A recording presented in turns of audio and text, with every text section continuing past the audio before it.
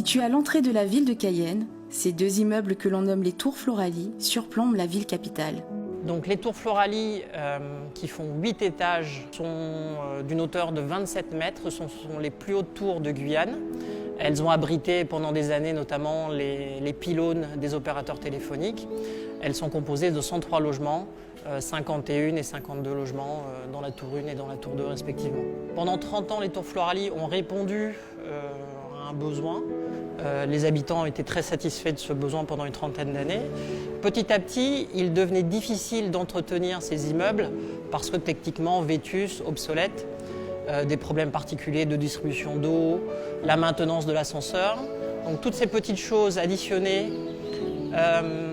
plus la présence d'amiante, rendait techniquement sa réhabilitation difficile et complexe. Construite en 1975 par la SAHLM, ces tours font partie intégrante du paysage de la ville de Cayenne. Elles inspirent aujourd'hui des souvenirs inoubliables, mais surtout une symbolique forte dans le cœur des Cayennais, et bien plus généralement, dans celui des Guyanais. Le souvenir anecdotique, si on peut appeler ça comme ça, des tours, c'est d'y être allé un jour avec mon père. Il m'a amené au dernier étage d'une d'elles.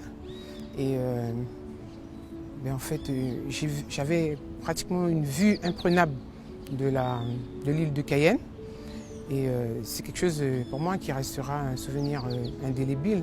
Parce que je ne suis pas vraiment sûre qu'il y en ait eu d'autres que moi qui ont connu cette aventure en fait.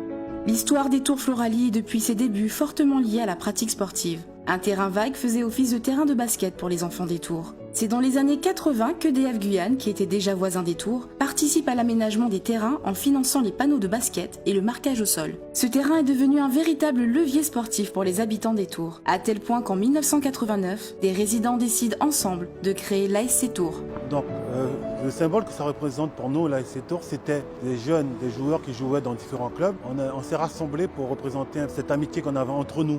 Donc on a formé l'ASC Tours sur cette base-là. On a émis l'idée dans la première phase qu'il y ait 2 terrains, parce qu'au début c'était un terrain de basket.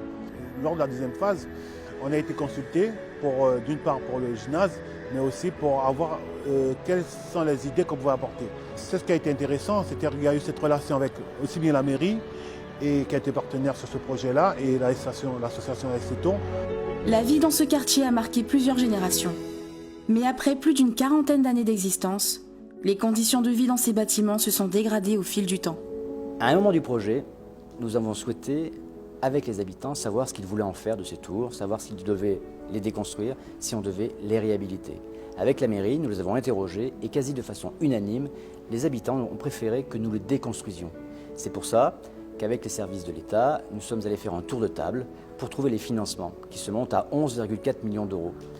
L'État, à travers l'Agence nationale de rénovation urbaine, va financer à hauteur de 70%, la CG2LS à hauteur de 21% et la CIGI à hauteur de 10%. Dans la continuité du PDRU, la ville de Cayenne a entrepris de consolider et développer ses aménagements urbains et équipements publics et d'appuyer des projets de construction de logements intermédiaires et sociaux. Les sportifs pourront quant à eux pratiquer et évoluer dans le nouvel équipement sportif construit par la ville de Cayenne. La rencontre avec le père de ma fille s'est faite au rez-de-chaussée. Lui, il habitait au premier étage, moi j'habite au 8e. Donc j'étais jeune, j'étais très jeune. Je sais pas, il m'a abordé, il m'a dit ouais, j'avais de jolis yeux. Il m'a donné une petite fille. J'ai eu le décès du père de ma fille.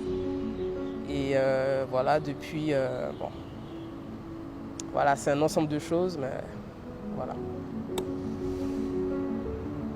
Alors le souvenir le plus marquant, en fait, c'est la disparition tragique d'un des habitants des Tours Floralie sur le terrain de basket.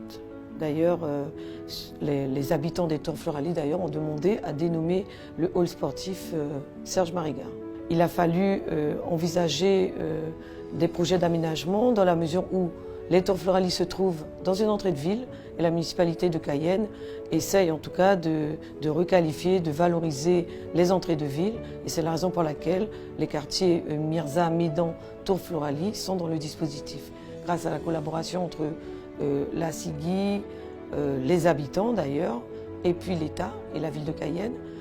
Il faut savoir également que c'est une entrée de ville qui va être requalifiée, puisque le transport en commun sur site propre passera devant, en tout cas dans ce quartier. Il y aura de nouvelles constructions, mais pas aussi hautes que les Tours Floralie.